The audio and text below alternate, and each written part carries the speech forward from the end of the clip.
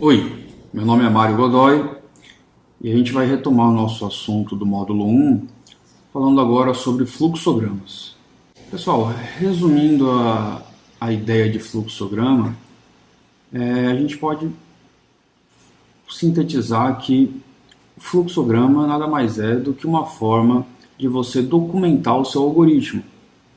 Ele apresenta algumas poucas figuras que, através dessas figuras, você vai documentar como o seu algoritmo vai funcionar. Qual é a vantagem dele? A vantagem é que é muito mais fácil você planejar usando até mesmo papel e caneta, desenhando uma lógica, do que você programar mesmo, né? A programação é uma atividade mais complexa. E também é mais difícil de você enxergar o que está acontecendo lendo código de programação puro, né? Através de um diagrama você enxerga de uma forma mais fácil o que o seu algoritmo pretende. Tem outras vantagens também. Se você vai trabalhar numa equipe, fica mais fácil de você explicar o pensamento do seu algoritmo para a sua equipe. Se você vai falar com o cliente, com alguém que te pediu o algoritmo, né, o software, né?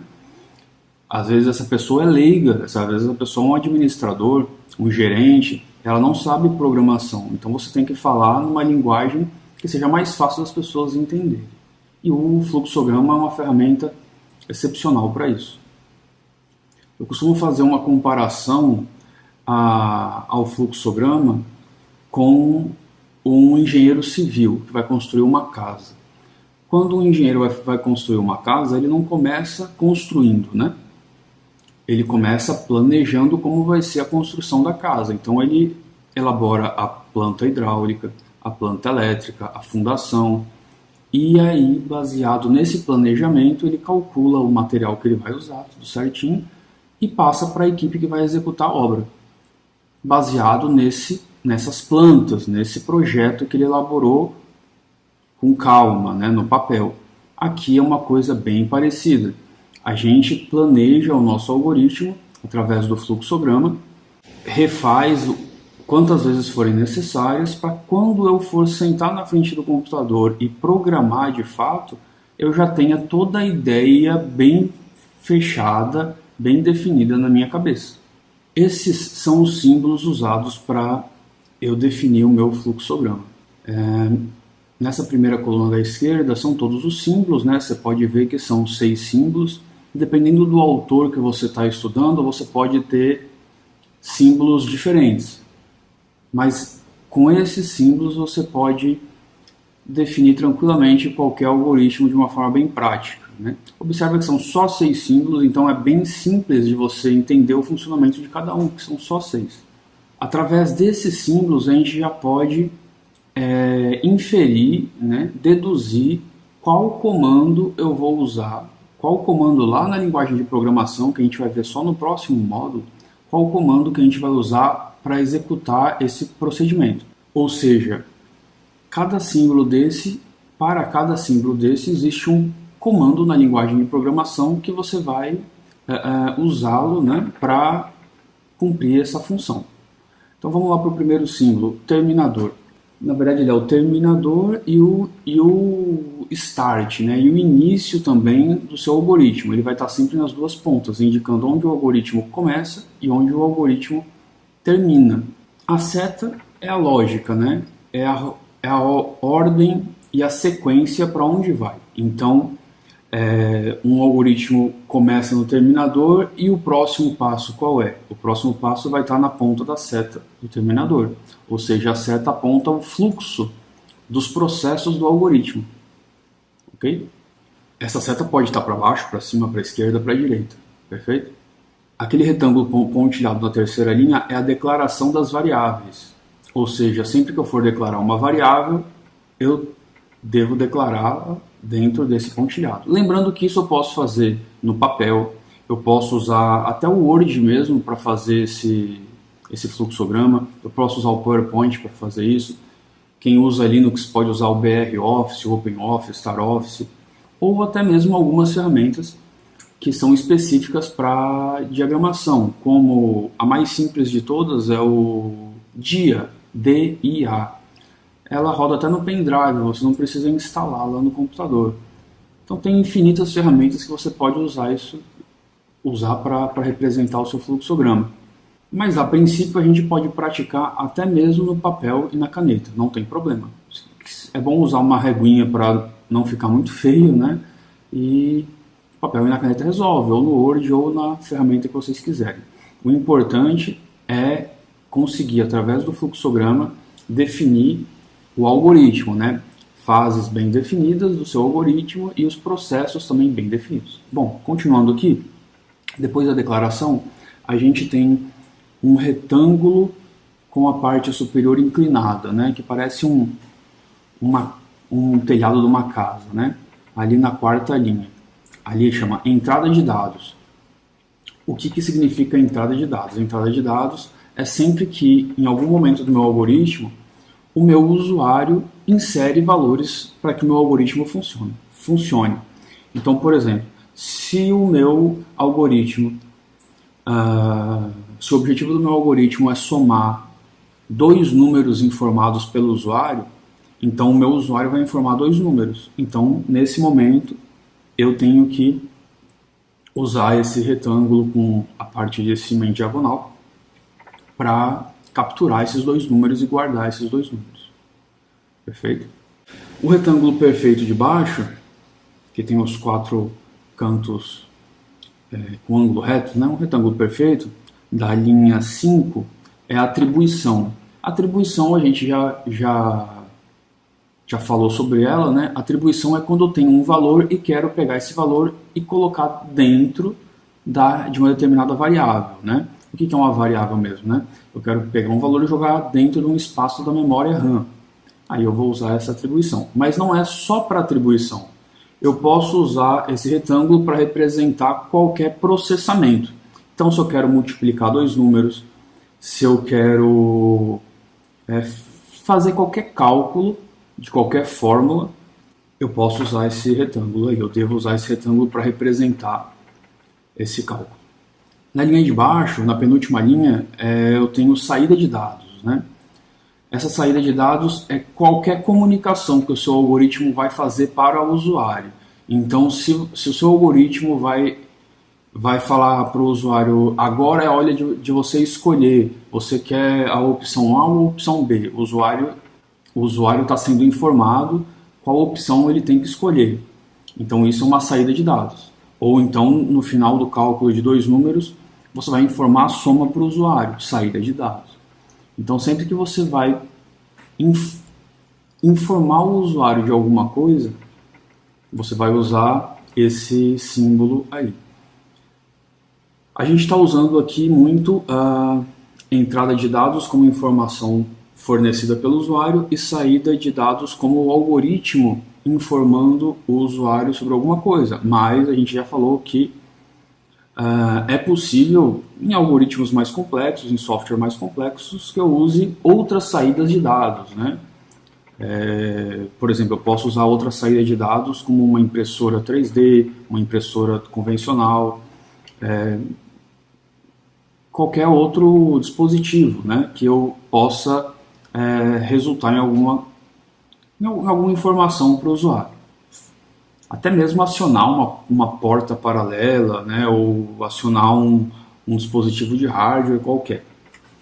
Mas aqui, para a nossa disciplina, a gente vai encarar como entrada de dados, basicamente o teclado, perfeito? Basicamente informações que o usuário pode oferecer através do teclado, e saída de dados, informações que o algoritmo vai informar para o usuário através da tela, através do monitor do usuário, perfeito? E esse desvio condicional. Esse desvio condicional também é bastante interessante, uma vez que a gente também já viu que o algoritmo ele é, por padrão, imperativo, ou seja, ele executa linha por linha obrigatoriamente dentro dessa sequência, né? Linha 1, linha 2, linha 3. Mas eu tenho comandos na minha linguagem de programação onde eu posso definir melhor essas linhas. Eu posso pular algumas linhas ou eu posso voltar anterior no meu código. anteriormente no meu código, numa determinada linha anterior. Isso a gente chama de desvio condicional. Ou seja, dependendo de uma determinada condição, o fluxo vai ser desviado. E isso é muito importante, né, para eu ter essa ideia bem clara, que eu coloque toda essa lógica, todos esses comandos no papel mesmo, né? Que pense através da minha solução do meu algoritmo no papel, no meu projeto de algoritmo. Tá? Então, sempre que a gente está trabalhando com fluxograma, a gente está trabalhando com um projeto de algoritmo. Esse é o sentido que o meu algoritmo deve seguir, né? Ele sempre deve iniciar de cima para baixo e da esquerda para a direita. Então, essa é a lógica normal do algoritmo. Né? Quando você for projetar, você não projeta no meio da folha, você projeta no canto esquerdo, né? E dali para frente você vai tender a desenhar o seu algoritmo, o seu fluxograma para baixo e, quando necessário, para a direita e para baixo. Né? Esse é o padrão de se desenhar um algoritmo. Aqui a gente tem um primeiro exemplo, aplicando aquelas teorias na prática. O que esse fluxograma faz? O fluxograma recebe um valor inteiro através de uma entrada padrão, por exemplo, o teclado, e adiciona, né, acresce 2 unidades, ou seja, o número 2, a este número, exibindo o resultado na saída padrão. Faltou uma vírgula ali no a este, tá? Então, desculpa pelo erro. Então, no início do algoritmo é representado pelo símbolo que a gente conhece. Então, o que esse algoritmo faz? Adiciona 2 unidades ao valor informado pelo usuário. Não importa qual é o valor informado pelo usuário. Se ele informar 10, 20, 30, não importa. Vai ser sempre adicionado o número 2. Então, ali foi declarado o valor inteiro, a variável número, né? Aí tem um detalhe já. Lembra do nosso retângulo pontilhado? É nesse lugar que eu tenho que declarar minhas variáveis. E ali foi declarado. Var número. A gente já falou sobre isso, né? Eu não posso declarar uma variável começando por símbolo ou por número. E eu não posso nem ter símbolo no nome da minha variável, né? Não posso também ter acentuação ou caracteres especiais latinos, como cedilha, por exemplo. E é uma recomendação bem importante que, quando eu vá declarar uma variável, eu dê um nome intuitivo. Eu pus var ali só para vocês saberem que ali é uma variável, ok? Mas eu poderia não colocar. O nome da variável eu posso escolher. Eu só não posso ter espaço e essas regras que eu acabei de falar, de pontuação e símbolos especiais. Mas é interessante que o nome da minha variável seja intuitivo. Ou seja, que ao ver uma variável eu já saiba para que ela serve. Então é interessante que a gente evite usar x, y, z, n, porque é uma variável que funciona, mas é uma variável que não me diz muita coisa. O nome dela não me diz muita coisa. Então, quanto mais intuitivo for o nome da minha variável, mais fácil eu vou entender o meu algoritmo.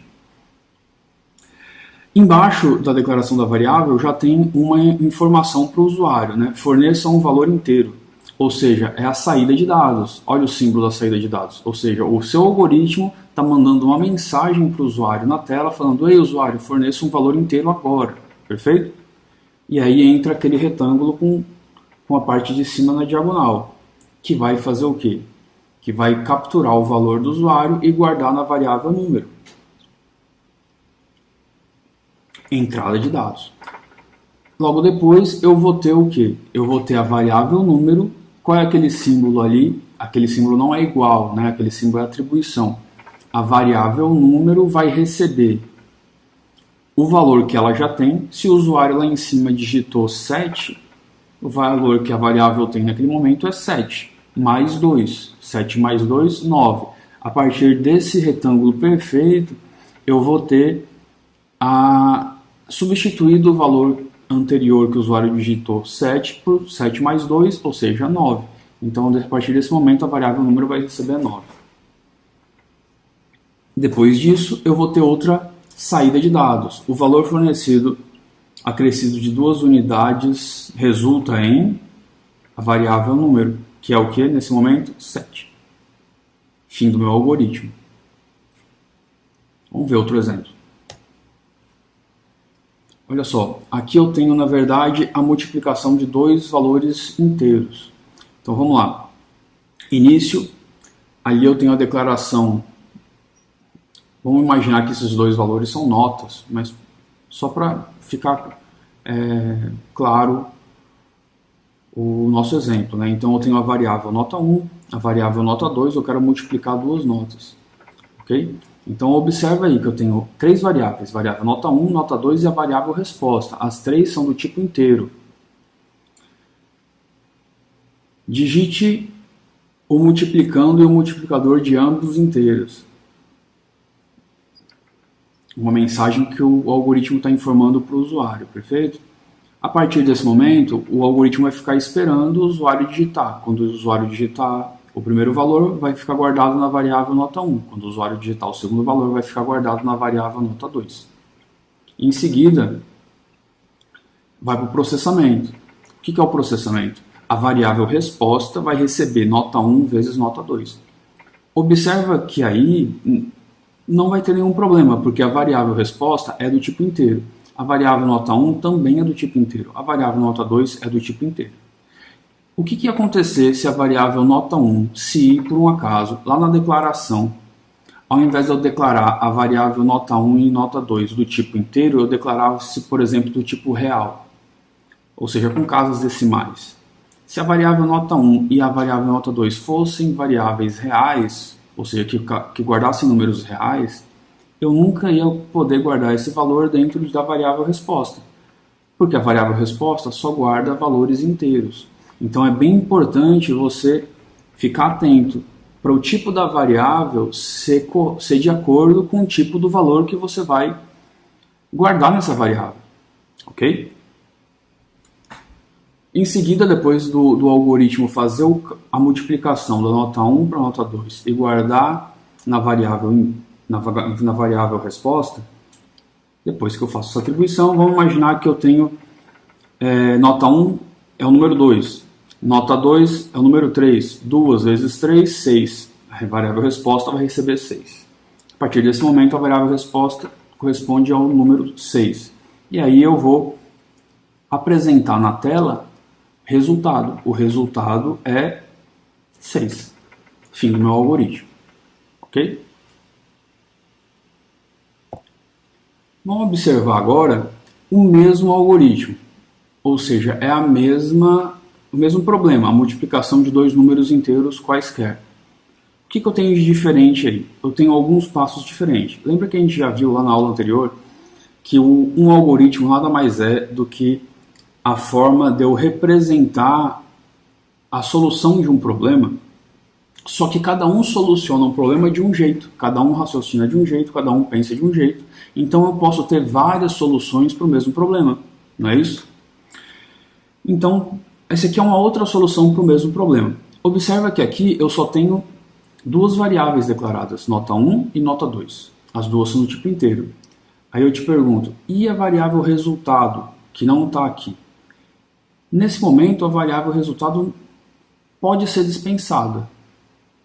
E lembra, quanto menos variável no algoritmo utilizar, mais rápido ele vai ser, menos ele vai exigir do processador, da memória RAM, né? Isso de uma forma geral, tá? Claro que eu posso ter algoritmos mais otimizados, né? Mas a princípio a gente pode pensar que a grande maioria dos algoritmos, se eu puder economizar variável, eu devo economizar variável, ok? Lembrando que cada variável é um espaço na memória RAM que vai ser dedicado para algum processamento, né? Desculpa, para algum processamento não, para alguma armazenagem de valor. Bom, então agora eu só tenho duas variáveis, nota 1 e nota 2. E eu apresentei uma mensagem na tela, digite um inteiro como multiplicando. Nesse momento eu pedi só um inteiro, só um valor, guardei na nota 1. Depois eu pedi para ele digitar outro inteiro, digite um inteiro como multiplicador, guardei na variável nota 2. E na hora de eu apresentar o meu resultado, eu já faço o cálculo do resultado no momento de eu apresentar. Ou seja, eu pulei uma etapa de processamento. Isso é possível. Ok? Isso não seria possível se eu precisasse guardar o resultado em alguma variável para fazer algum cálculo futuro. Mas se é só para apresentar na tela, eu posso apresentar a soma de uma multiplicação, divisão, subtração, direto na mensagem que eu vou apresentar na tela, ok? Então dá para fazer das duas formas, as duas formas podem ser consideradas corretas. Eu posso até considerar que essa forma é um pouco mais correta porque eu estou economizando espaço de memória para fazer a mesma coisa. Ok? Fim do algoritmo. Agora vamos ver um outro assunto chamado de controle de fluxo, que é aquele losango, né? Controle de fluxo, como eu já falei, dependendo da minha expressão lógica que está dentro do meu losango, eu posso mudar o fluxo dos acontecimentos do meu algoritmo. Né? A minha seta, ao invés de ir para um lado, ela pode ir ou para um lado ou para o outro. Então, basicamente, como a figura está apresentando, o fluxo vem de um sentido e a minha expressão lógica vai fazer uma separação, ou vai para a esquerda, ou vai para a direita, ou vai para cima, ou vai para baixo, etc. Vamos ver na prática isso. Imagina que um algoritmo que recebe um número inteiro qualquer, como esse caso aqui, e a partir de um determinado momento, como é um exemplo anterior, né? É o mesmo algoritmo do exemplo anterior, só que você vai permitir que o usuário repita o processo ou não. Imagina aí, você declarou a variável número, como a gente já viu antes, falou para o usuário informar um número inteiro, ok? Guardou esse número na variável número, aí você fez o que o algoritmo pede para fazer, que é pegar esse número e adicionar 2 a esse número, informou na tela que o número é o número digitado mais 2, e ali entra o meu losango, né? O meu controle de fluxo. Você está perguntando para o usuário se ele quer repetir. Na verdade, ali você está dando a opção para o usuário a repetir o processamento ou não. Né? A frase que você colocar ali, você pode colocar a frase que você quiser. Né? Você deseja repetir a operação, você quer inserir um novo número, a frase que você quiser. Se o usuário digitar sim, você aponta a seta para uma etapa anterior. Observa que ele está voltando, né? Ele está voltando à etapa anterior de fornecer um número. Por que você não voltou para a etapa de declarar a variável? Porque eu só preciso declarar a variável uma vez. Na verdade, eu nem posso declarar duas variáveis com o mesmo nome, né? Então, uma vez eu declarando a variável, isso não precisa ser repetido. Eu preciso repetir a informação que o usuário deve informar um novo número. Se ele optar por sim repetir, eu volto a uma etapa anterior. Se ele optar por não, eu não quero repetir, logo encerro o algoritmo. Fim do algoritmo. Bom, nossas referências. Eu agradeço a atenção de todos. Eu peço que vocês estudem bastante esse assunto, pratiquem e façam o exercício do fórum, ok? Um abraço, qualquer dúvida, postem no fórum e não